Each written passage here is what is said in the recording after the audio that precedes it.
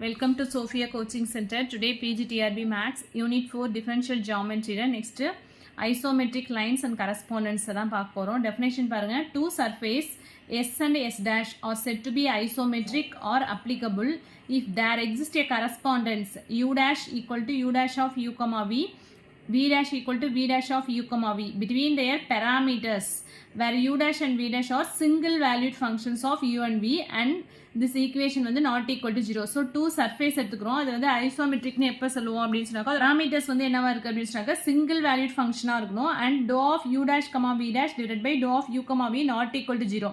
So இந்த ஈக்குவேஷனை வந்து சாட்டிஸ்ஃபை பண்ணிச்சு அப்படின்னா S and S dash வந்து என்ன சொல்கிறோம் அப்படின்னா isometric such that the metric of S transform into the metric of S dash. So எஸ்ஸும் எஸ் டேஷும் வந்து என்னவா இருக்குது அப்படின்னா ஐசோமெட்ரிக். நெக்ஸ்ட்டு ஒரு டெஃபினேஷன் பாருங்கள். Isometric lines whenever the metric ds squared equal to lambda into u du squared plus v dv squared of a surface can be transformed to metric ds squared equal to lambda into du squared plus dv squared such that the parametric curves are not altered. The parametric curves are called isometric lines and parameters are isometric parameters. So the ஒரு matric எடுத்துக்கிறோம் ds squared அப்படின்னு இந்த equation எப்படி transform ஆகுது அப்படின்னா ds squared equal to lambda into du squared plus dv squared. So அதே தான் வருது ds squared equal to lambda into this equation எப்படி டிரான்ஸ்ஃபார்ம் ஆகுது அப்படின்னா ds squared equal to lambda into du squared. இது மாதிரி டிரான்ஸ்ஃபார்ம் ஆனிச்சு அப்படின்னா இந்த பராமெட்ரிக் கோர்ஸ் வந்து என்ன சொல்றோம்னா ஐசோமெட்ரிக் லைன்ஸ் அப்படின்னு சொல்றோம். பராமீட்டர்ஸ் வந்து ஐசோமெட்ரிக் பராமீட்டர்ஸ். நெக்ஸ்ட் வந்து மைண்டிங் தியரம்.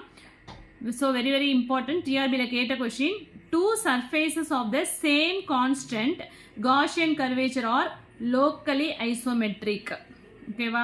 ஸோ வந்து இந்த தியரத்தையும் very important படிச்சுக்கோங்க. நெக்ஸ்ட் ஒரு நோட் கொடுத்துருக்காங்க. In geodesic polar parameters the parallels U equal to constants are geodesic circles. அதே மாதிரி the line of curvature on minimal surface form an isometric system. Next meridians and parallel one are circles. Meridians and parallels வந்து என்ன ஆகுது அப்படின்னா சர்க்கிளை form பண்ணுது. So இது எல்லாமே வந்து டிஆர்பியில் கேட்ட question. The locus of the center of curvature of a curve is an evolute only when the curve is a plane. அதாவது the locus of center of curvature of a curve, ஒரு curveல உள்ள center of curvature வந்து எப்போ evolute அப்படின்னு சொல்றோம்னா அந்த curve வந்து plane curve-ஆ இருந்துச்சு அப்படின்னு சொன்னாக்கா அது வந்து என்னவா இருக்கும் evolute-ஆ இருக்கும். ஸோ very important டிஆர்பியில் கேட்ட question. For any curve lying on the surface d by ds of sigma rho dash plus rho by sigma equal to 0. So the spherical indicatrix of a curve is a circle if the curve is a helix. Spherical indicatrix of a curve வந்து என்ன இது already வந்து ஒரு definition பார்த்துருக்கோம். spherical indicatrix of a principal normalனு ஒரு definition படிப்போம் இல்லையா, அங்கேயே வந்து இந்த பாயிண்ட் வந்திருக்கும். the spherical indicatrix of a curve வந்து எப்படின்னா சொல்லுவோம் அப்படின்னா is a circle if the curve is a helix. An involute of C is a curve which lies on the tangent surface of C and intersect the generators orthogonally. So இது எல்லாமே வந்து point, எல்லா பாயிண்ட்டுமே வந்து very important. எல்லாத்தையுமே வந்து நல்லா தரவா படிச்சுக்காங்க. இது வந்து கொஸ்டின்ஸ் கண்டிப்பாக வரும். The evolute of a plane curve is defined as the locus of center of curvature. So already ஒரு பாயிண்ட் படிச்சிருந்தோம் இல்லையா, the locus of the center. Second பாயிண்டையும் சிக்ஸ்த் பாயிண்டையும் வந்து கம்பேர் பண்ணி படிச்சுக்கோங்க. செகண்ட் பாயிண்ட் வந்து என்ன படித்தோம், the locus of the center of curvature of a curve is an evolute when the curve is a plane அப்படின்னு படித்தோம். இங்கே என்ன சொல்லியிருக்காங்க, the evolute of a plane curve is defined as the locus of the center of curvature. So இந்த sixth point வந்து second பாயிண்டோட compare பண்ணி படிச்சிங்கன்னா ஈஸியாக இருக்கும். நெக்ஸ்ட் வந்து செவன்த் பாயிண்ட் பாருங்கள். A plane curve has a unique evolute while a space curve has infinitely many. So plane curve பொறுத்த வரைக்கும் unique evolute, ஒரே ஒரு evolute தான் இருக்கும். While a space curve பொறுத்த வரைக்கும் எவ்வளோ இருக்கணும்னா infinitely many, infinite evolutes இருக்கும். If the radius of spherical curvature is constant, then the curve either lies on a sphere or has constant curvature. இது வந்து நைன்த் ஒரு பாயிண்ட் கொடுத்துருக்காங்க பாருங்க. Sigma rho into rho by sigma எழுதலாம், இல்லாட்டி rho sigma inverse plus sigma dash rho dash plus sigma rho double dash equal to 0. Third பாயிண்டோட compare பண்ணி படிச்சுக்கோங்க நைன்த் பாயிண்ட். ஸோ அதை டிஃபரன்ஷியேட் பண்ணும்போது நமக்கு இந்த ஈக்குவேஷன் கிடைக்கும். 10th point, the radius of spherical curvature is given by, இது already படிச்சது தான், R equal to rho square plus sigma square rho dash square the whole power 1/2. 11th point, if C is a helix lying on a paraboloid of revolution then C is the involute of the circle.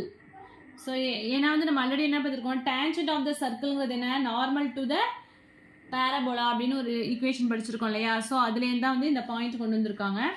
Next envelope, edge of regression and developable, family of surfaces. The equation of the form f of x, y, z, a equal to 0, where a ங்கிறது என்ன அப்படின்னா parameter represents the family of surface with parameter வந்து என்ன அப்படி சொன்னாக்கா a. So similarly f of x, y, z, a, b ன்னு எடுத்துட்டோம் அப்படின்னா இதுல parameters இருக்கு இல்லையா. இது வந்து family of surfaces with two parameters a and b அப்படின்னு சொல்றோம். நெக்ஸ்ட் வந்து characteristics. Characteristics என்ன அப்படின்னா let f of x, y, z, a equal to 0 be the equation of one family of surfaces. So ஒரே ஒரு parameter இருந்துச்சு அப்படின்னா அது வந்து one family of surfaces அப்படின்னு சொல்லுவோம். ஏங்கிறது இதுல parameter. So f of x, y, z, alpha equal to 0, dou f by dou alpha equal to 0.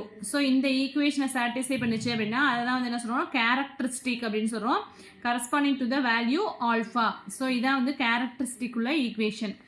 Next envelope. என்வலப்னா என்ன அப்படின்னா the locus of characteristic for all values of the parameter is called the envelope of the system of surfaces.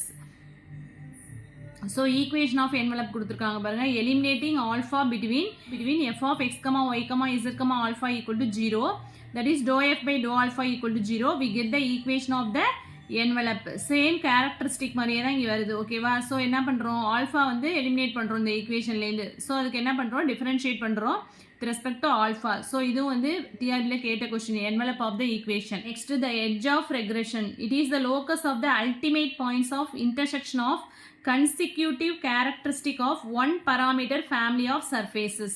So edge of regression அப்படிங்கிறது என்ன அப்படின்னா consecutive characteristic என்னன்னா அடுத்தடுத்த characteristic parameter வந்து என்ன அப்படின்னு சொன்னாக்கா intersect ஆகிறது தான் வந்து என்ன சொல்றாங்கன்னா edge of regression, that is f equal to 0, dou f by dou alpha equal to 0, dou squared f by dou alpha squared equal to 0. So eliminate alpha from these equations to get the edge of regression. So first கொடுத்திருக்க equationல alpha and differentiate பண்ணி அந்த equation again differentiate second derivative கண்டுபிடிச்சு அதுலேருந்து alpha delete பண்ணோம் அப்படின்னா நமக்கு வந்து edge of regression வந்து கிடைக்கும். ஸோ இந்த ரெண்டு ஈக்குவேஷன் மட்டும் இருந்துச்சுன்னா அது வந்து envelope. இந்த 3 ஈக்குவேஷன்ஸ்லேருந்து alpha eliminate பண்ணோம்னா அது வந்து edge of regression.